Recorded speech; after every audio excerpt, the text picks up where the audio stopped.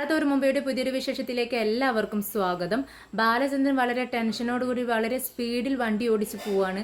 അതേസമയം അലീന ഒരു കാപ്പിയുമായി ബാലചന്ദ്രൻ്റെ റൂമിലേക്ക് വരുന്നുണ്ട്. സാറേ സാറേ എന്ന് വിളിക്കുകയാണ്. പക്ഷേ ബാലചന്ദ്രൻ്റെ ഒരു അനക്കവും കാണാത്തത് കൊണ്ട് അലീന ഉള്ളിലേക്ക് കയറുന്നുണ്ട്. റൂമിലെത്തിയതും താഴെ ബുക്സ് എല്ലാം അലങ്കോലപ്പെട്ട് കിടക്കുന്നു, ഫയലുകളെല്ലാം ബെഡിൽ കിടക്കുന്നുണ്ട്, അതേപോലെ ഒരു ആൽബം താഴെ കിടക്കുന്നുണ്ട്. അങ്ങനെ കപ്പ് ടേബിൾ വെച്ച് അലീന അതെല്ലാം അടുക്കി പെറുക്കി വെക്കുന്നുണ്ട്. ആൽബം നോക്കുന്ന സമയത്ത് അതിൽ ബാലചന്ദ്രൻ്റെയും മക്കളുടെയും നമ്മുടെ വൈജയന്തിയുടെയൊക്കെ ഫോട്ടോയാണ് അലീന കാണുന്നത്. അങ്ങനെ റൂമെല്ലാം ക്ലീൻ ആക്കുകയാണ് അലീന. പെട്ടെന്ന് മുത്തശ്ശിയുടെ റൂമിലേക്ക് ചെല്ലുന്നുണ്ട്. എന്നിട്ട് അലീന പറയുന്നുണ്ട്, മുത്തശ്ശി ബാലചന്ദ്രൻ സാർ പോയി, അതിനെന്താ മോളെ, അവനക്ക് നേരമായ പോവണ്ടേ എന്ന് ചോദിക്കുകയാണ്. അല്ല മുത്തശ്ശി, എന്നോട് പറയാതെ പോവാറില്ല, എന്നോട് എന്നും എൻ്റെ കയ്യിൽ നിന്നും ഒരു ലെമൺ ടീ കഴിക്കും, എന്നിട്ട് ഡോറടക്ക അലീന എന്ന് പറഞ്ഞ് ഡോറടച്ചതിന് ശേഷം മാത്രമേ സാറ് പോവാറുള്ളൂ, ഇന്ന് എന്നോട് മിണ്ടിയതേ ഇല്ല എന്ന് പറയുകയാണ്. അത് അവൻ മറന്നിട്ടുണ്ടാവും എന്ന് പറയുമ്പോൾ, അല്ല മുത്തശ്ശി, ഇന്ന് ബാലചന്ദ്രൻ സാറിൻ്റെ റൂമിൻ്റെ ഡോറ് പോലും അടച്ചിട്ടില്ല സാറ്, എന്തൊക്കെയോ ഒരു പ്രശ്നങ്ങളുള്ളതുപോലെ എനിക്ക് തോന്നുന്നു, എനിക്ക് ഫീൽ ചെയ്യുന്നു എന്ന് പറയുകയാണ്. എന്നിട്ട് അലീന ഇങ്ങനെ ആലോചിച്ച് നിൽക്കുന്നുണ്ട്, എന്ത് പറ്റി സാറിന് ഇങ്ങനെയൊക്കെ പെരുമാറാൻ, ഇങ്ങനെയൊക്കെ പ്രവർത്തിക്കാൻ എന്നുള്ള ചിന്തിച്ചുകൊണ്ടിരിക്കുകയാണ് അലീന. അപ്പോഴേക്കും കുട്ടികൾ സ്കൂൾ വിട്ട് വരുന്നുണ്ട്. അവർക്ക് കാപ്പിയും പലഹാരമൊക്കെ കൊടുക്കുകയാണ് അലീന. അപ്പോഴേക്കും കോളിംഗ് ബെല്ല് അടിക്കുന്നത് കേട്ട് ബബിത ചെന്ന് ഡോറ് തുറന്നു കൊടുക്കുന്നുണ്ട്. അത് വൈജയന്തി ആയിരിക്കും. വൈജയന്തി പെട്ടെന്ന് തന്നെ റൂമിലേക്ക് ചെന്ന് ഡ്രസ്സൊക്കെ മാറ്റി കൈ കഴുകാൻ വേണ്ടി വാഷിംഗ് ബേസിൻ്റെ അങ്ങോട്ടേക്ക് പോകുമ്പോൾ നമ്മുടെ കൃഷ്ണമോള് വിളിച്ച് പറയുന്നുണ്ട്, അലീനേച്ചി അമ്മ വന്നോട്ടോ, അമ്മയ്ക്കും കാപ്പി എടുത്തോളൂ എന്ന് പറയുകയാണ്. അങ്ങനെ അലീന കാപ്പിയുമായിട്ട് വരുന്നുണ്ട്. അപ്പോഴേക്കും കൃഷ്ണമോള് ചോദിക്കുന്നുണ്ട് വൈജയന്തിയോട്, അമ്മ ഇന്നെന്താ നേരത്തെ വന്നതെന്ന് ചോദിക്കുക. പക്ഷേ അതൊരു കേട്ട ഭാവം പോലും വൈജയന്തി നൽകുന്നില്ല. അതിനൊരു പ്രാധാന്യം, ആ ചോദ്യത്തിനൊരു പ്രാധാന്യം നൽകുന്നില്ല, ഒന്നും മിണ്ടാതിരിക്കുകയാണ്. എന്താ അമ്മേ എൻ്റെ ചോദ്യത്തിന് മറുപടി പറയാത്തത് എന്ന് ചോദിക്കുന്നുണ്ട്. അതിനും മറുപടി ഒന്നുമില്ല. പിന്നീട് വൈജയന്തി കൃഷ്ണമോളോട് ചോദിക്കുന്നുണ്ട്, നീ എന്താ ഇന്ന് നേരത്തെ വന്നു എന്ന് ചോദിക്കുകയാണ്. അപ്പം കൃഷ്ണമോളും ഒന്നും മിണ്ടുന്നില്ല. അമ്മയുടെ അല്ലേ മോള്, അമ്മയുടെ അതേ സ്വഭാവം തന്നെ കാണിക്കുക. എന്താടി നിൻ്റെ വായിൽ നാക്കില്ലേന്ന് ചോദിക്കുന്നുണ്ട്. അപ്പോൾ ബബിത പറയുന്നുണ്ട്, അമ്മയും അവൾ പറഞ്ഞതിന് മറുപടി ഒന്നും പറഞ്ഞില്ലല്ലോ, അവൾക്കും പറയേണ്ട ആവശ്യമില്ലല്ലോ എന്നാണ് അവൾ ചിന്തിക്കുന്നതെന്ന് പറയുവാണ്. വൈജയന്തിക്ക് ഒരു കപ്പ് കാപ്പിയുമായി വന്ന് അലീന പറയുന്നുണ്ട്, മാഡം കാപ്പി കുടിക്കുമെന്ന് പറയുകയാണ്. അത് കണ്ട് വൈജയന്തി ഒന്നും മിണ്ടുന്നില്ല.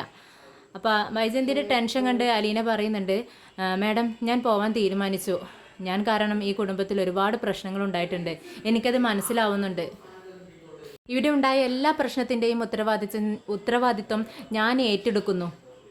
മേഡം പേടിക്കണ്ട, ഞാൻ മറ്റന്ന് രാവിലെ തന്നെ പോയിക്കോളാം, ഇന്ന് എനിക്ക് കുറച്ച് ഡ്രസ്സ് വാഷ് ചെയ്യാനുണ്ടായിരുന്നു, അല്ലെങ്കിൽ ഞാൻ നാളെ തന്നെ പോയേനെ എന്ന് പറയുകയാണ്. ഇത് കേട്ടിട്ട് കൃഷ്ണ പെട്ടെന്ന് അങ്ങ് എഴുന്നേൽക്കുവാണ്. ചേച്ചി ഇത് ആര് പറഞ്ഞിട്ടാ പോണത്, എന്താ പ്രശ്നം ഇവിടുത്തേന്ന് ചോദിക്കുകയാണ്. ഏയ് ഞാനിവിടെ നിന്നാൽ ശരിയാവത്തില്ല മോളെ, ഞാൻ പോവാണെന്ന് പറയുന്നുണ്ട്. അതിന് എന്താ ചേച്ചി പ്രശ്നം പറയുമെന്ന് പറയുകയാണ് നമ്മുടെ കൃഷ്ണമോള്. അത് കേട്ട് അലീന പറയുന്നുണ്ട്, അതെനിക്കറിയത്തില്ല മോളെ, മാഡം എന്നോട് പറഞ്ഞു സ്വയം പിരിഞ്ഞു പോവാൻ, അത് ഒരാൾ പറയണമെങ്കിൽ അയാളുടെ വലിയൊരു ഗതികേടാണ്, അതുകൊണ്ടാണ് ഞാൻ പോകുന്നതെന്ന് കൃഷ്ണമോളോട് അലീന പറയുന്നുണ്ട്.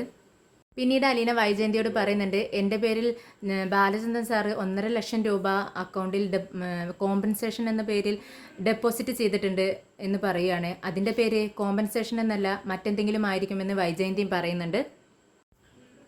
വേറെ എന്താണ്, എന്ത് പേരാണ് അതിന് ഇടേണ്ടത്, മാഡം തന്നെ പറ.